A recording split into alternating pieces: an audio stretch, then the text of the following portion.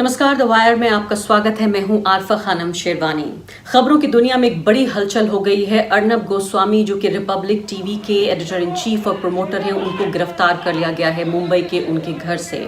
इसको लेकर एक नई बहस ताज़ा हो गई है। मुकदमा करीब 2 साल पुराना है, जिसमें एक परिवार के 2 लोगों ने खुदकुशी की और इस खुदकुशी में उकसाने का इल्ज़ाम अर्नब गोस्वामी के ऊपर है। इस परिवार का ये कहना है कि अर्नब गोस्वामी ने अपने रसूख का इस्तेमाल करते हुए, अपनी जो उनकी सामाजिक हैसियत है और सत्ता पक्ष से नज़दीकी है, उसका इस्तेमाल करते हुए अभी तक इस मामले से बचते रहने की कोशिश की है। और ये मामला ज़ाहिर है वैलिड है और इसमें उनकी गिरफ्तारी होनी चाहिए थी। लेकिन दूसरी तरफ आर्ग्यूमेंट्स ये हैं, और खासकर उन पत्रकारों के, उन लोगों के जरिए जो अपने को उदारवादी कहते हैं, जिस दुनिया का मैं भी एक हिस्सा हूं, मैं भी अपने को उदारवादी दुनिया का सदस्य मानती हूं। लेकिन उनमें एक पक्ष ऐसा है जो ये समझता है कि जो प्रेस की आज़ादी है भारत में और जो अभिव्यक्ति की आज़ादी है उसको बरकरार रखा जाना चाहिए। और अर्नब गोस्वामी के खिलाफ सत्ता पक्ष स्टेट को और स्टेट की एजेंसी को, खासकर जो महाराष्ट्र सरकार है, वो इस्तेमाल कर रही है। और अर्नब गोस्वामी की जो राजनीति है, उनकी पत्रकारिता है, उससे असहमत होने के बावजूद भी हमें इसके पक्ष में बोलना चाहिए कि उनकी गिरफ्तारी गलत है। मैं इस बात से बिल्कुल असहमत हूं, क्योंकि मैं समझती हूं कि जो अर्नब गोस्वामी करते हैं वो पत्रकारिता नहीं है। स्टूडियो से प्रोफेसर्स के, प्रदर्शनकारी छात्रों के खिलाफ, गरीब भारतीयों के खिलाफ, जिसमें धार्मिक अल्पसंख्यक हैं, चाहे वो मदरसे के अनाथ बच्चे हों या फिर जमाती हों या फिर दलित हों, जिनको माओवादी कहकर उनका चरित्र हरण किया गया। खास तौर से स्टूडियो में अदालतें लगाई गई। अदालतों के काम को, जो असली अदालतें हैं, उनके काम को, जो जांच एजेंसियां हैं, उनके काम को प्रभावित किया गया। इसके अलावा सत्ता पक्ष के भोंपू के तौर पर सीधे काम किया गया और भारत में तानाशाही को स्थापित करने में, उसको बढ़ावा देने में इस व्यक्ति ने सिंगल हैंडेडली भारत की जो शांति है, जो सोशल पीस है, जो सांप्रदायिक सौहार्द है, उसको बिगाड़ने में एक सक्रिय भूमिका निभाई। ऐसे में सबसे पहले इस व्यक्ति के सर से जो पत्रकारिता का कवर है वो हटाना चाहिए। लेकिन हमारे साथ सिद्धार्थ वरदराजन मौजूद हैं, द वायर के फाउंडिंग एडिटर हैं। बहुत सारे मुद्दों पर मैं और सिद्धार्थ सहमत होते हैं। हम एक ही संस्था में, एक ही ऑर्गेनाइजेशन में काम करते हैं, लेकिन इस मुद्दे पर मुझे लगता है कि मैं उनसे पूरी तरीके से सहमत हूं। इस कार्यक्रम में अगले कुछ मिनटों में हम उनकी दलीलें सुनेंगे, मैं अपनी दलीलें दूंगी। उनका यह मानना है कि कानून को जो है अपना काम किया जाना चाहिए, कानून का दुरुपयोग नहीं होना चाहिए। मेरा यह मानना है कि जो फ्रीडम ऑफ एक्सप्रेशन का जो पूरा, या फ्रीडम ऑफ प्रेस का जो पूरा कवर है, एक ऐसे व्यक्ति के सर से हटा लेना चाहिए जिसने सिंगल हैंडेडली भारत में पत्रकारिता की हत्या की है। और सबसे बड़ा जो दलील जो मैं देना चाहती हूँ वो ये कि एक ऐसा व्यक्ति जिसके पक्ष में भारत की सरकार खड़ी है, आधे दर्जन से ज्यादा मंत्री खड़े हुए हैं, कई राज्यों के मुख्यमंत्री खड़े हुए हैं, ऐसे में क्यों उदारवादी लिबरल पत्रकार ये समझते हैं कि उनकी जिम्मेदारी है कि अर्नब गोस्वामी को डिफेंड किया जाए, उनकी रक्षा में आगे आया जाए। तो इस खास मुद्दे पर बातचीत करने के लिए मेरे साथ सिद्धार्थ वरदराजन मौजूद हैं, द वायर के फाउंडिंग एडिटर, जाने माने पत्रकार देश के। लेकिन इस वक्त इस कार्यक्रम में ये सवाल जवाब का सिलसिला नहीं है, बल्कि ये बहस और मुबाहिसा, यानी हम दोनों के, सिद्धार्थ के और मेरे अपने अपनी दलीलें हैं, हमारे अपने अपने आर्ग्यूमेंट्स हैं। मुझे लगता है कि अर्नब गोस्वामी को जो फ्रीडम ऑफ एक्सप्रेशन, या मैं कहूँ फ्रीडम ऑफ प्रेस, जो पत्रकारों की और पत्रकारिता की जो आजादी है, उसका कवर नहीं मिलना चाहिए। वो शामियाना उनके ऊपर से उड़ा देना चाहिए, क्योंकि जो काम वो करते हैं उसे पत्रकारिता नहीं कहा जा सकता। मैं ये समझती हूँ कि मेरे जैसे लोग जो पत्रकारिता कर रहे हैं, मैं नहीं जानती सिद्धार्थ क्या कहेंगे इस बारे में, लेकिन मैं अपने को अपमानित महसूस करती हूँ कि अगर मुझे और अर्नब गोस्वामी को एक ही श्रेणी में, एक ही कतार में खड़ा कर दिया जाए कि उनका काम मेरे जैसा है, तो सबसे पहले तो मैं समझती हूँ कि बिल्कुल इसको पत्रकारिता नहीं कहा जा सकता। इसके अलावा कई ऐसे आर्ग्यूमेंट्स, कई ऐसी दलीलें हैं जिसकी बुनियाद पर मुझे लगता है कि भारत में जो लिबरल समुदाय है, जिनको उदारवादी लोग या उदारवादी पत्रकार हैं, वो जिस तरह से डिफेंस में आ रहे हैं अर्नब गोस्वामी के, मुझे लगता है कि शायद ये अपने पैरों पर कुल्हाड़ी मारने जैसा है। सिद्धार्थ, सबसे पहले मैं शुरुआत आपसे यही करना चाहती हूँ कि मैं आपको ये बताना चाहती हूँ कि कम से कम आधे दर्जन मंत्री, यानी कि अमित शाह से लेकर स्मृति ईरानी से लेकर प्रकाश जावड़ेकर, तमाम पार्टी के जो सीनियर अधिकारी हैं, इसके अलावा आपको हैरानी ये होगी कि उत्तर प्रदेश के मुख्यमंत्री आदित्यनाथ भी आ गए हैं। आप ये देखिए, मैं कहने वाली थी कि आइए मेहरबान कदरदान सब इकट्ठे हो जाइए, देखिए कि अब आदित्यनाथ, जिन्होंने कई दर्जन लोगों को, उनके पर मुकदमे उनकी पुलिस ने किए, अभी भी जो है हाथरस के मामले में जो 4 पत्रकार पकड़े गए वो अभी भी जेल में हैं। प्रशांत कनौजिया का मामला हमारे सामने, वो भी फ्रीडम ऑफ प्रेस की बात कर रहे हैं। क्यों ये लगता है लिबरल पत्रकारों को, हालांकि मैं इस बात को लेकर ये नहीं कहना चाहती हूँ कि मैं लिबरल नहीं हूं, लेकिन लिबरलिज्म के अंदर ही जो अलग अलग खेमे हैं, मैं उसके तहत आपसे जानना चाहती हूँ, क्योंकि मैं जानती हूँ कि आप भी इसमें विश्वास रखते हैं। सबसे पहले मुझे इस बात को जानना है कि आपको क्यों लगता है कि इस पूरे जो मंत्रिमंडल है मोदी सरकार का और जो पूरा एक दक्षिणपंथी इकोसिस्टम है वो उनके फेवर में खड़ा हुआ है। ये तस्वीरें देखिए अपनी स्क्रीन पर, भाजपा का झंडा लेकर लोग सामने आ गए हैं। रिपब्लिक टीवी दिखा रहा है कि अर्नब गोस्वामी के फेवर में प्रोटेस्ट हो रहे हैं। अर्नब को क्या एक सिद्धार्थ वदराजन की जरूरत है अभी भी? देखिए, अर्नब गोस्वामी क्या है, इसमें इसके बारे में कोई मिस्ट्री नहीं है। ये सीधे तौर पे सरकार के पक्ष में अपना काम करते हैं और जिस तरह से आपने कार्यक्रम की शुरुआत की कि भाई आप उनके साथ शामिल नहीं होना चाहते जर्नलिस्ट के लिस्ट में, आप उनको नहीं मानते, मैं भी शायद नहीं मानता हूं उनको कि जो काम करते हैं वो काम और जो काम हम करते हैं इसमें कोई संबंध है। लेकिन फर्क ये है आरफा जी की पत्रकारिता की परिभाषा और पत्रकार और सहाफत या जर्नलिज्म का तमगा या सर्टिफिकेट या मेडल ये कौन देगा? क्या हम लोग देंगे, आप और हम, और जो पत्रकारों की के यूनियंस हैं, पत्रकारों की जो बिरादरी है वो तय करें, या ये फैसला हम सरकार और सत्ता में बैठे लोगों को दें कि वो बताएं कि जर्नलिज्म क्या है, अच्छे जर्नलिस्ट कौन है, जर्नलिज्म की रेखाएं क्या होनी चाहिए। और मुझे लगता है कि अगर हम इस सिस्टम को आगे बढ़ने की इजाजत दें या किसी तरह से हम इसको सपोर्ट करें कि सरकार और सरकार में बैठे मंत्री और सरकार के इशारों पे चलती हुई पुलिस फोर्स ये तय करे कि कौन और कब किसके खिलाफ कौन सी कार्रवाई, कौन सा झूठा मुकदमा या कौन सा सही मुकदमा चलाया जाएगा, मुझे लगता है कि ये बहुत ही खतरनाक टेरिटरी है। आदित्यनाथ, मतलब मैं हैरान हूं लेकिन हैरान नहीं भी हूं, क्योंकि आदित्यनाथ ने मेरे खिलाफ भी अयोध्या से पुलिस फोर्स भेजा लॉकडाउन के तहत। एक ट्वीट के बाद प्रशांत कनौजिया जो है हमारे कोलीग जर्नलिस्ट, फ्रीलांस जर्नलिस्ट अब हैं लेकिन पहले वायर में थे, लगभग 2 महीने से ऊपर जो है वो जेल में बंद है सिर्फ एक ट्वीट के बेसिस पे। तो आदित्यनाथ जी कोई नहीं होते फ्रीडम ऑफ प्रेस के बारे में किसी को लेक्चर देने के लिए और जर्नलिज्म का सर्टिफिकेट किसी को देने के लिए। ये लोग, अमित शाह, तमाम जो मंत्रिमंडल है जो अर्नब गोस्वामी के पक्ष में ट्वीट कर रहा है, ये फ्रीडम ऑफ प्रेस के दुश्मन है, इसमें कोई दो राय नहीं है। और इनके नेतृत्व में सारी दुनिया, मतलब सारे देश में एक बल्कि लिस्ट भी जारी हुआ मई या शायद जून तक 55 जर्नलिस्टों के खिलाफ अलग अलग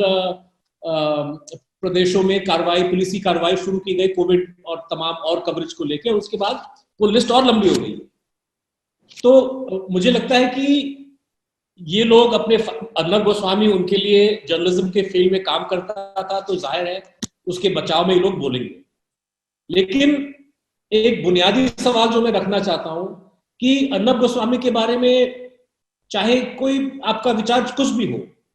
लेकिन ये भी मानना पड़ेगा कि जो अबेटमेंट टू सुसाइड वाला केस है, ये जो पुलिस ने आज कार्रवाई की है, जो शायद 2-2.5 साल पुरानी केस है, अगर गोस्वामी साहब की पत्रकारिता उद्धव ठाकरे या महाराष्ट्र सरकार के पक्ष में होती तो यकीन मानिए पुलिस ये कार्रवाई नहीं करता। और मुझे ऐसा मैं आपको यहाँ पे काउंटर करना चाहती हूँ, क्योंकि सबसे बड़ी बात यह है कि 2-2.5 साल से एक ऐसा व्यक्ति जो इतना रसूखदार है कि उसके लिए कैबिनेट मिनिस्टर्स न सिर्फ के ट्विटर पर आ रहे हैं, स्मृति ईरानी बाकायदा महिला पत्रकारों से लड़ रही हैं, उनके साथ झगड़ रही हैं। जैसे आपने कहा कि चूंकि वो व्यक्ति उनका भूपू है, वो उनके लिए काम करता है, इसलिए वो लोग उनके बचाव में आ रहे हैं कि उनका प्रोपेगेंडा मिनिस्टर है एक तरह से वो कहा जाए। तो मैं आपसे ये जानना चाहती हूँ कि 2-2.5 साल से एक ऐसा परिवार जिसके 2 सदस्यों को खुदकुशी के जरिए उनकी मौत हुई, इस व्यक्ति ने, आरोप यह है कि पैसा नहीं दिया, पैसा ना होने की वजह से कहा गया कि प्रोत्साहित किया गया खुदकुशी के लिए। आप ये क्यों मानते हैं कि ये मुकदमा इतना छोटा है जिसमें ऐसा नहीं किया जाना चाहिए? क्यों नहीं आप ये बात जांच एजेंसियों पर, पुलिस पर छोड़ देते हैं? क्योंकि अर्नब गोस्वामी खुद ये बात अपने कार्यक्रम में 5 बार कह चुके हैं, जब भी ऐसे लोगों के खिलाफ कार्रवाई हुई है जो लोग राजनीतिक रूप से पसंद नहीं किए जाते हैं सत्ता की तरफ से, हमेशा ये बात की जाती है। आपके पक्ष में भी मैंने देखा, जब आपको लेकर एफआईआर फाइल हुई थी और आप के घर पे पुलिस वाले पहुंच गए थे, तो दर्जनों की तादाद में ऐसे लोग थे जो कह रहे थे कि अगर सिद्धार्थ वरदराजन ने कुछ नहीं किया है तो क्यों डर लगता है, पुलिस के साथ क्यों नहीं चले गए थे? देखिए आरफा जी, महाराष्ट्र से ये जो डेथ बाय सुसाइड वाला केस है, ये शायद 2018 का केस है। और ये बात सही है कि परिवार ने आरोप लगाया है कि फडणवीस सरकार ने इस आरोप को गंभीरता से नहीं लिया, और पुलिस ने, फैमिली का कहना है कि पुलिस ने केस को रफा दफा किया। ये बात मैं मानने के लिए तैयार हूं। सवाल ये उठता है कि उद्धव ठाकरे साहब की सरकार जो है वो नवंबर में घटित हुई, 1 साल हो गया है तकरीबन, 11-11.5 महीने, और परिवार की अर्जी तब से लगी हुई है कि आप इस जांच को दोबारा चालू कीजिए। मेरा सवाल यह है कि टाइमिंग जो है, सब कुछ टाइमिंग जो है वो राज खोल देता है। अगर सही मायने में, नहीं, मैं समझ गई आपकी बात, लेकिन सिद्धार्थ ये बताइए कि अगर ये अरेस्ट होना होता तो ये पलघर मामले में जब सोनिया सेना कहा गया, जब साफ तौर पर कांग्रेस पार्टी की अध्यक्षा को, मैं वो शब्द भी यहाँ नहीं कह सकती हूँ जो शब्द अर्नब गोस्वामी ने सोनिया गांधी, राहुल गांधी, आदित्य ठाकरे, उद्धव ठाकरे, इन सब के बारे में कहे, वो शब्द भी मैं यहाँ कहना अच्छा नहीं समझती हूँ। क्यों नहीं तब अरेस्ट किया गया? और सबसे बड़ी बात यह है कि क्यों हम ये मान के चल रहे हैं कि जो आईपीसी है, जो भारत का कानून है, वो पत्रकारों के लिए अलग होना चाहिए? अगर ये मान लेते हैं कि अगर इन्होंने ये मामला, तो इसका मतलब आप भी ये कह रहे हैं कि ये सुसाइड के मामले में इस व्यक्ति को अबेटमेंट टू सुसाइड के मामले में गिरफ्तार नहीं किया गया, बल्कि उसकी पत्रकारिता के लिए गिरफ्तार किया जा रहा है। इसका मतलब आप इनडायरेक्टली उनकी पत्रकारिता को डिफेंड कर रहे हैं। नहीं, मैं डिफेंड नहीं कर रहा हूं। मैं कह रहा हूं कि इसकी वजह ये है, मैं कह रहा हूं कि अगर दलाली जो अर्नब गोस्वामी कर रहे हैं, अगर मोदी के बजाय उद्धव ठाकरे की दलाली करते तो ये मुकदमा आगे नहीं बढ़ता, ये आप मान के चलिए। और रही बात पलघर की, उस वक्त भी मैंने अपनी आवाज उठाई, क्योंकि मुझे देखिए, उस प्रोग्राम में जो बातें रखी उन्होंने, बेशक एक दुरुस्त केस बन सकता है, 153 धारा 153 को लेके हेट स्पीच का केस बन सकता था, लेकिन मंशा सरकार की और मंशा कांग्रेस पार्टी की एक संजीदगी के साथ केस चलाने का नहीं था। क्योंकि, और इसका सबूत क्या है कि आपने अलग अलग प्रदेशों में 20-25 आइडेंटिकल एफआईआर दर्ज कराए, क्योंकि आप चाहते थे कि ये अलग अलग थानों में जाके अपनी हाजिरी लगाए, अलग अलग, तो मतलब ये पर्पस था हैरेसमेंट का। अगर पर्पस था एक सीधे तौर पे एक सीरियस केस लगाने का, तो आपने एक एफआईआर दर्ज कराना था बॉम्बे में, और उसको आप अच्छे प्रोसिक्यूटर लगाते, और हो सकता है कि आप कन्विक्शन भी निकाल लेते। मेरा कहने का मतलब ये है कि चाहे हम बीजेपी की बात करें, चाहे हम और सरकारों की बात करें, ये मीडिया की, मतलब तमाम जो कानूनी प्रणाली है, और सिर्फ पत्रकारों के लिए नहीं, मतलब कोई भी आप हेट स्पीच देख लीजिए, अगर आप सरकार के पक्ष में, आप एक्टिविस्ट हैं, सरकार के पक्ष में आप कार्यकर्ता हैं, तो आप कुछ भी बोल सकते हैं, आप पे मुकदमा नहीं चलेगा। लेकिन अगर आप सरकार के खिलाफ लिखते हैं, या सरकार को लगता है कि आप उनके खिलाफ काम कर रहे हैं, तो कोई सा भी कानून, कोई सा भी जो है केस आप पे चुका जा सकता है। मैं आपकी बात समझती हूँ, और आपसे शायद मैं एक सीमित रूप से, एक लिमिटेड पॉइंट से मैं इस बात में अग्री भी करती हूँ कि अगर एक तरह की सरकारें उन पत्रकारों को परेशान कर रही हैं, तो दूसरी तरफ दूसरी पार्टी की सरकारें उन पत्रकारों को परेशान न करें। इस बात से मैं आपसे पार्शियली इस बात को अग्री करती हूँ, और इस बात से भी अग्री करती हूँ कि इस तरह के उदाहरण अगर बन जाएंगे तो एक तरफ जब इन पत्रकारों के साथ होगा, दूसरी तरफ दूसरे तरह के पत्रकारों के साथ होगा। और चूंकि एक पार्टी की सरकारें ज्यादा राज्यों में हैं, इसलिए ये वाले पत्रकार जो भाजपा की नीतियों और भाजपा की राजनीति के खिलाफ पत्रकारिता करते हैं, जो पत्रकारों का बुनियादी काम है, लेकिन चूंकि केंद्र में भी और बहुत सारे राज्यों में भी उनकी सरकारें हैं, तो इसलिए ये वाले पत्रकार ज्यादा परेशान किए जाएंगे। मैं आपकी इस बात से जरूर सहमत हूं, लेकिन मैं 2 बातें आपसे, जो मेरे पहले सवाल का जवाब भी नहीं मिला, वो सवाल ये था कि क्यों लिबरल पत्रकार ये समझते हैं कि अर्नब गोस्वामी को उनकी जरूरत है, उनकी आवाज की जरूरत है, क्यों वो ये समझते हैं कि जब पूरा कैबिनेट मैदान में खड़ा हुआ है, और अगर मैं इन शब्दों का इस्तेमाल कर सकूं, पूरी तरह से मतलब उनके कपड़े उतार के एक तरह से आगे सामने आ चुके हैं कि हम अर्नब गोस्वामी के हमदर्द हैं, हम उनका बचाव करेंगे। मैंने कहा झंडे लेकर आ गए हैं भाजपा वाले लोग, तो क्यों ऐसा लगता है कि सबसे पहले कि लिबरल्स की जरूरत है? Point number 1। पॉइंट नंबर 2, एक ऐसा व्यक्ति जिसने सिंगल हैंडेडली पत्रकारिता की हत्या की है इस देश में, उस व्यक्ति को पत्रकारिता के नाम पर, प्रेस फ्रीडम के नाम पर, फ्रीडम ऑफ एक्सप्रेशन के नाम पर क्यों ये समझते हैं लिबरल पत्रकार, आपके जैसे पत्रकार, कि उस व्यक्ति का फ्रीडम ऑफ एक्सप्रेशन या फ्रीडम ऑफ प्रेस ये कवर उसको देना जरूरी है, उसका बचाए जाना जरूरी है? इसका मतलब आप ये भी कह रहे हैं कि जो वो व्यक्ति करता है वो पत्रकारिता है? क्या आप ये कह सकते हैं कि जो व्यक्ति करता है उसको पत्रकारिता की परिभाषा दी जा सकती है? आपने 2 सवाल उठाए, दोनों का मैं जवाब देता हूं, लेकिन सिलसिलेवार तरीके से। पहला कि कोई आवश्यकता नहीं है कि हम अर्नब गोस्वामी के बचाव में मैदान में उतरे, लेकिन उसूलों के लिए उतरना मैदान में बहुत जरूरी है। और ये उसूल क्या है? उसूल ये है कि कानून का दुरुपयोग नहीं होना चाहिए। और मैं दोबारा इस बात को दोहरा रहा हूं कि मेरी नजरों में इस केस को इस वक्त इस तरह से आगे बढ़ाना ये कानून का खुल्लम खुला दुरुपयोग है। अर्नब गोस्वामी अगर मैं समझता हूं कि अगर अपने सो कॉल्ड जर्नलिज्म में, अपने प्रोग्राम्स में वो ऐसी बातें रखते हैं, और रखा भी है उन्होंने, जैसे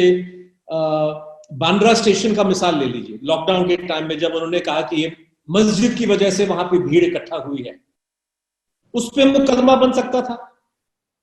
लेकिन महाराष्ट्र सरकार ने मुकदमा उस पर नहीं बनाया। मुकदमा जो है वो पालघर को लेके, सोनिया गांधी के मानहानि को लेके, और उसमें जो है 20-25 थाने में आपने केस दर्ज किए। सुप्रीम कोर्ट में क्या हुआ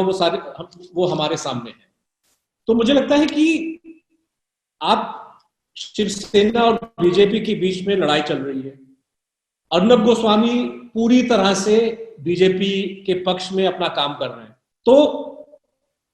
शिवसेना जो है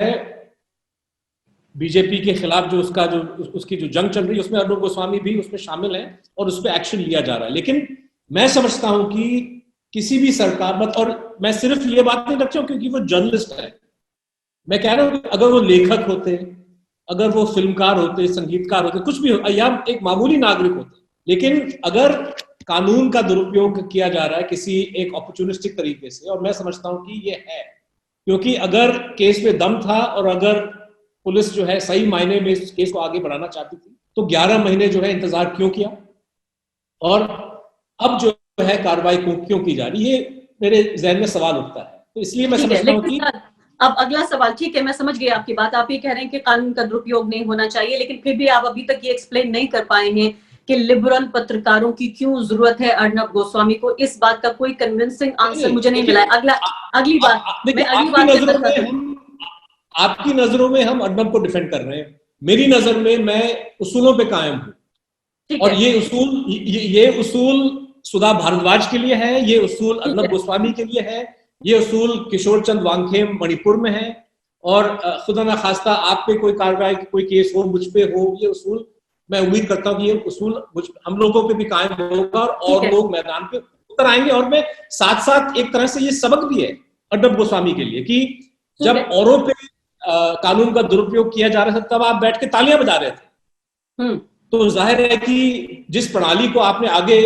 बढ़ने की अनुमति दी, आपने जय जयकार किया, आखिरकार वो सिस्टम, वो प्रोसेस जो आपके खिलाफ भी यूज हो गया।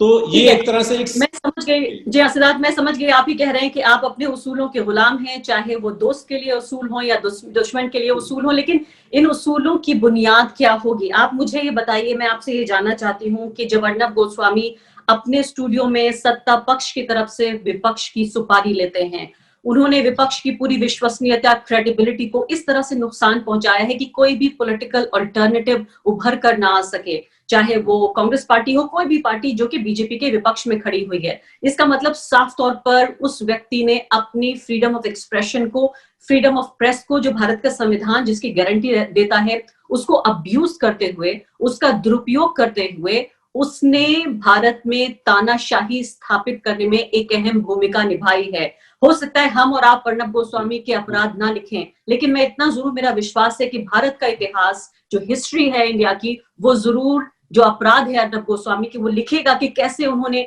प्रोफेसर्स के खिलाफ, कैसे उन्होंने प्रदर्शन कर रहे स्टूडेंट्स के खिलाफ, कैसे उन्होंने मुसलमानों के खिलाफ, उन अनाथ मदरसों के बच्चों के खिलाफ, उन्होंने जमातियों के खिलाफ, दलितों के खिलाफ, ईसाइयों के खिलाफ, मिशनरीज के खिलाफ, रिया चक्रवर्ती के खिलाफ, उस हर व्यक्ति के खिलाफ जिसके पास सत्ता नहीं है, जिसके पास आवाज नहीं है, उन्होंने अपने स्टूडियो में अदालतें लगाई और भारत की जो शांति है, जो सोशल पीस है, उसको छिन्न भिन्न किया। भारत के सांप्रदायिक सौहार्द को, जिसको दशकों में हिंदुओं ने, मुसलमानों ने, सिखों ने, ईसाइयों ने, आम लोगों ने मिलकर बनाया, उनके खिलाफ उस व्यक्ति ने पत्रकारिता की। मुझे आप सिर्फ इतना बताइए कि ऐसे व्यक्ति के प्रोपेगेंडा को, ऐसे व्यक्ति की नफरत को, ऐसे व्यक्ति की जो आग निकल रही है स्टूडियो को, इसको किस कानून के तहत या किस कानून के बगैर कैसे इसे रोका जा सकता है? कैसे ऐसे व्यक्ति को आप पत्रकारिता का कवर दे सकते हैं? देखिए, ये सवाल बड़ा सही सवाल है,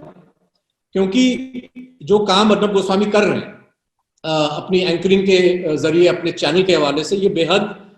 खतरनाक काम है डेमोक्रेसी के लिए, और इसको काउंटर करना बहुत जरूरी है। सवाल ये उठता है कि आप इसको काउंटर कैसे करेंगे? क्या आप इसको एक पुलिसिये तरीके से काउंटर कर पाएंगे, या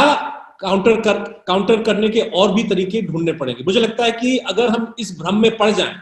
कि अर्नब गोस्वामी जैसा ट्रेंड, और अर्नब गोस्वामी वाहिद एक अकेला आदमी नहीं है, सुधीर चौधरी है, बहुत सारे ऐसे चैनल और एंकर्स हैं जो दिन रात नफरत, अंधेरापन, मतलब कि एक एंटी डेमोक्रेटिक उनका मैसेज दिन रात जो है ब्रॉडकास्ट होता रहता है। सब पे तो आप पुलिस केस नहीं कर सकते, और अगर हम इस भ्रम में रह जाएं कि शिवसेना जो है ये लड़ाई लड़ेगा डेमोक्रेसी के लिए, हमारे लिए, तो इससे बड़ी कोई गलतफहमी नहीं हो सकती। मैं समझता हूं कि अर्नब गोस्वामी की आलोचना होनी चाहिए, उसको काउंटर करना चाहिए। जो सेंसिबल जर्नलिस्ट हैं वो अपना काम को और आगे बढ़ाएं, और यही तरीका है, मतलब कि ये और कोई शॉर्टकट नहीं है कि हम जो है किसी इशारा दे के पुलिस जो है उसके खिलाफ चला दे, क्योंकि एक अर्नब गोस्वामी को आपने चुप करा दिया, उस चैनल में 10 ठोल और लोग हैं, 25 और चैनल हैं जो दिन रात वही काम करते हैं। तो ये काम इतनी आसानी से बाय यूजिंग पुलिस ये काम नहीं होने वाला है, तो काउंटर करना जरूरी है। जिस तरह से आपने उनको कैरेक्टराइज किया, उसमें मुझे मतलब आई फुली एग्री विद, पूरी तरह से मैं सहमत हूँ कि मतलब काउंटरिंग इट इज नेसेसरी। लेकिन ये जो शिवसेना कर रहा है, मुझे डर है कि इससे उसको और ताकत, कहीं और ताकत न मिल जाए, और अर्नब गोस्वामी के साथ जो शिवसेना कर रहा है एक मिसाल एक तरह से बन रहा है कि और जो बीजेपी के राज्य हैं वो भी अब जर्नलिस्टों के खिलाफ इसी तरह से अलग अलग केसेस जो है को लेके लोगों को फंसा दे। ऑलरेडी वो कर रहे हैं, मेरे खिलाफ है, और भी सुप्रिया शर्मा स्क्रॉल की जो है वो वाराणसी में उनके खिलाफ केस हो गया रिपोर्टिंग के लिए। उत्तर प्रदेश में न जाने कितने केसेस। ये हंसी आती है जब आदित्यनाथ जो है वो अपने आप को फ्रीडम ऑफ स्पीच के सपोर्टर बतलाते हैं। तो इशू यही है कि हम इस जरिए, इस रास्ते से हम इसको काउंटर नहीं कर सकते। बेशक अगर कोई दुरुस्त केस हो, जैसे मैं मानता हूं कि सुरेश चावड़के का जो चैनल है और उसके जो कई कार्यक्रम हैं, जैसे जिस तरह से सुप्रीम कोर्ट ने उसके सो कॉल्ड यूपीएससी जिहाद पे प्रतिबंध लगा दिया, मैं नहीं मानता हूं कि वो प्रतिबंध फ्रीडम ऑफ स्पीच का उल्लंघन कर रहा था। मतलब वो भारत के संविधान के तहत फ्रीडम ऑफ स्पीच कुछ जिम्मेदारियों के साथ, कुछ रिस्ट्रिक्शंस के साथ आती हैं, और सुप्रीम कोर्ट का जो फैसला है उस मामले में मुझे उसमें कोई प्रॉब्लम नहीं है। तो उसी तरह से अगर कोई ऐसा मिसाल हो, कोई ऐसा केस हो जहाँ पे नफरत फैलाने का चार्ज आप सही मायने से एक कोर्ट में साबित कर पाए, तो बेशक कीजिए, जरूरी है। लेकिन इस तरह से थोड़ी चालाकी, अलग अलग केसेस अलग अलग थानों में बुलाना, इससे जो है ये अफसोस है कि ये जो खतरा है ये हम लोग नहीं टाल पाएंगे। नहीं, आपकी बात से सहमत भी हूँ, असहमत भी हूँ, लेकिन साफ तौर पर आखिरी बात मैं यही कहना चाहती हूँ सिद्धार्थ कि ये दुनिया जो बनी है, ये जो भारत बन रहा है, जहां पर पुलिस आपके घर में घुसकर आपको ले जा सकती है, अरेस्ट कर सकती है। आप ही कह रहे हैं कि ये मामला उतना गंभीर बनता नहीं है, 11 महीने से क्यों इंतजार कर रही थी राज्य की पुलिस। लेकिन इस भारत को बनाने में जहां इतने ब्रेजन तरीके से ये काम हो सके, चाहे पहले उनके खिलाफ मामले दर्ज किए गए हों या अब उनकी अरेस्ट हो, उन्होंने बाकायदा एक एक्टिव रोल प्ले किया है। वो एक कैरेक्टर है, वो एक बिल्डर हैं, उन्हें इस नेशन का बिल्डर कहा जाना चाहिए। जो 2020 इंडिया है उसके नेशन बिल्डर्स में से एक हैं अर्नब गोस्वामी। तो अगर किसी को भी कहा जाए तो वो खुद इसके लिए जिम्मेदार हैं जो उन्होंने किया है। फिलहाल मुझे मालूम है कि ये एक ऐसी बहस है जिस पर लगातार हम करते रहेंगे और मैं और आप इस पर कभी सहमत नहीं होंगे, लेकिन यही शायद लिबरलिज्म का, यही उदारवाद का तकाजा है कि मैं और आप, हम लोग दोनों अपने को उदारवादी कहें, दोनों लिबरल दुनिया के बाशिंदे हों, उसके बावजूद भी एक दूसरे से असहमत हो सके। लेकिन इस उम्मीद के साथ कि अर्नब गोस्वामी, उनके जैसे दर्जनों लोग जो भारत में पत्रकारिता का खून कर रहे हैं, पत्रकारिता का कत्ल, उसकी हत्या दिन दहाड़े कर रहे हैं, कुछ न कुछ ऐसा तरीका जरूर निकले जिसके जरिए, जैसे आपने कहा कि उनके खास जो कार्यक्रम हो, उनके जरिए जो है उन पर कानूनी तरीके से या सामाजिक तरीके से या राजनीतिक तरीके से उन पर लगाम लगाई जा सके। बहुत बहुत शुक्रिया सिद्धार्थ आपका। द वायर के और वीडियोस देखने के लिए सब्सक्राइब करें और बेल आइकन पर क्लिक करें। स्वतंत्र पत्रकारिता की आर्थिक मदद करने के लिए डिस्क्रिप्शन में दिए गए लिंक पर जाएं और अपनी राशि चुनें।